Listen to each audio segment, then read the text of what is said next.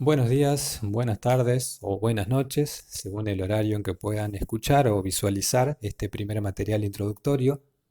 Mi nombre es Sebastián Londero, voy a ser el profesor titular a cargo de la cátedra denominada Problemáticas Socioculturales Contemporáneas.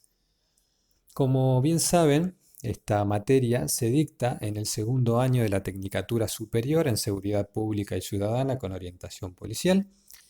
Y la intención de esta primera aproximación es la de poder brindarles información muy resumida y sucinta acerca de cómo se estructura la materia y de los contenidos que la componen. Cabe destacar que esta asignatura, ya desde su gestación, es pensada en su desarrollo desde el formato de seminario. ¿Qué es lo que implica este formato de seminario?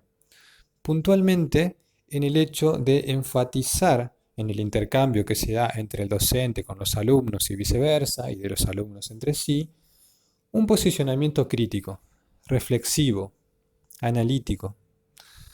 Habrá notado seguramente que en el común de la educación lo que acontece es que uno memoriza para luego reproducir de la manera más fielmente posible aquel material que fue otorgado por el docente a modo de respuesta absoluta, definitiva, cerrada y final acerca de un tema. Un formato de seminario intenta hacer un corte respecto de esa modalidad. Intenta generar una tensión conceptual para con los tópicos que se van tratando, de insertar la duda, de no tomar las temáticas desde un lugar definitivo y cerrado, y justamente por incluir esta cátedra temáticas tan complejas, tan cambiantes y tan divergentes de acuerdo a los contextos sociales, a los tiempos, a las distintas situaciones que se van atravesando, eso termina siendo un imposible.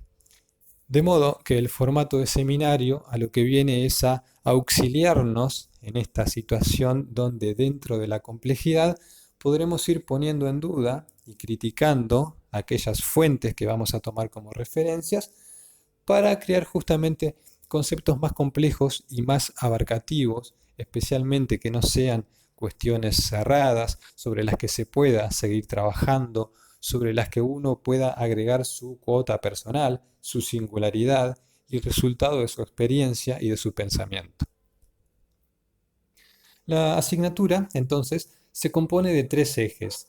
Estos tres ejes estructuralmente emulaban los tres trimestres que habitualmente se utilizan en el sistema educativo y en los que también se realizaban las evaluaciones y se brindaban las notas dentro de lo que es la estructura de la escuela de oficiales, pero que se corresponden a su vez por los diferentes temas que van teniendo lugar y que componen a cada uno.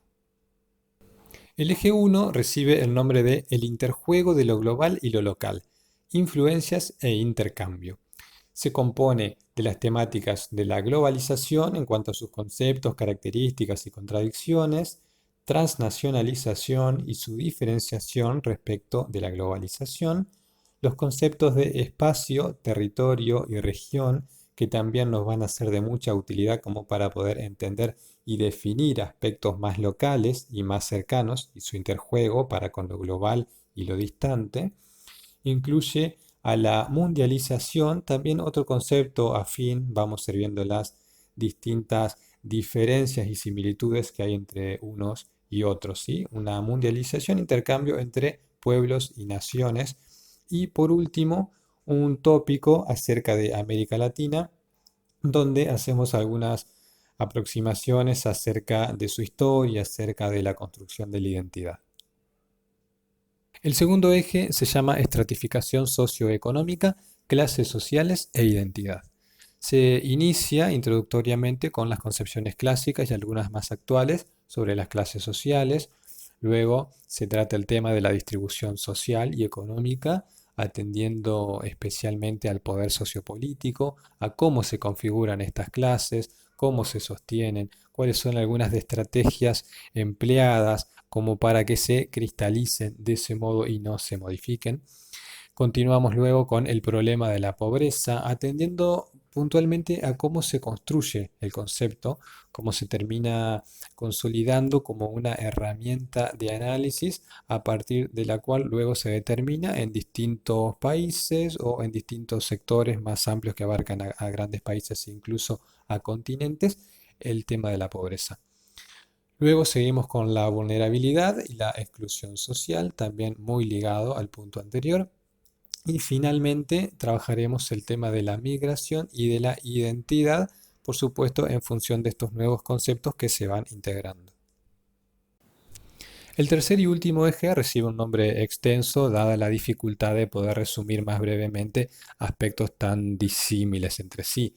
Se denomina diversidad cultural, pluralidades e impacto social, el problema de la violencia, y se compone, como los dos ejes anteriores, también de 5 partes. La primera de ellas se denomina cultura y culturas, alude a la extensísima diversidad que tenemos en nuestro territorio de poblaciones en las que son muy características la ideología, el pensamiento, las costumbres, etcétera. Se sigue de las nuevas minorías étnicas.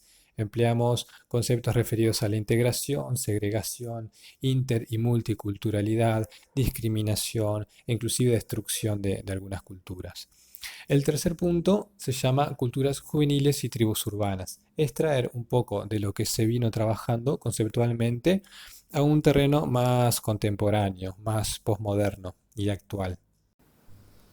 El problema de la violencia constituye el cuarto punto. Se trabajará allí sobre la amplitud del concepto, distintos tipos de violencia, cómo se articulan o correlacionan también con otros conceptos de relevancia dados previamente, por ejemplo, el de pobreza, el de marginación, el de violencia institucional, etc.